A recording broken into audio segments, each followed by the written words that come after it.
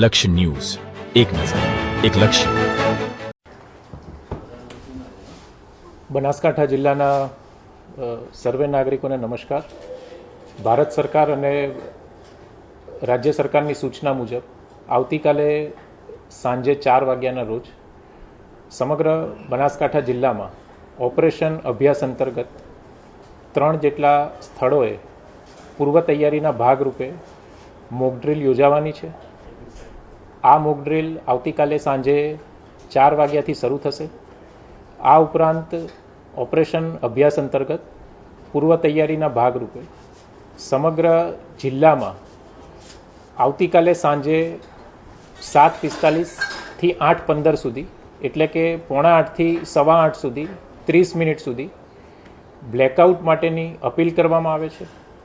આ માટે બનાસકાંઠા જિલ્લા વહીવટી તંત્ર જિલ્લાના તમામ નાગરિકોને અપીલ કરે છે કે સમગ્ર બનાસકાંઠા જિલ્લામાં કોઈપણ જાતની જે લાઇટ છે એ લાઇટ ચાલુ રાખવામાં ન આવે.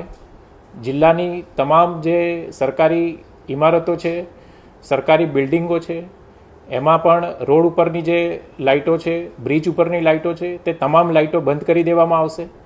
આ ઉપરાંત સરકારના સમર્થન માટે જિલ્લાના તમામ નાગરિકોને હું ફરીવાર અપીલ કરું છું કે આવતીકાલે 7:45થી 8:15 વાગ્યા સુધી સમગ્ર બનાસકાંઠા જિલ્લામાં ઓપરેશન અભ્યાસ અંતર્ગત બ્લેકઆઉટ હોવાથી નાગરિકો સામે ચાલી અને પોતાના ઘરની કોમર્શિયલ જે કોમ્પ્લેક્સ છે, ફેક્ટરીઓ છે, ઇન્ડસ્ટ્રી છે, એ તમામ જે વિસ્તારો છે એમાં લાઇટ બંધ રાખે.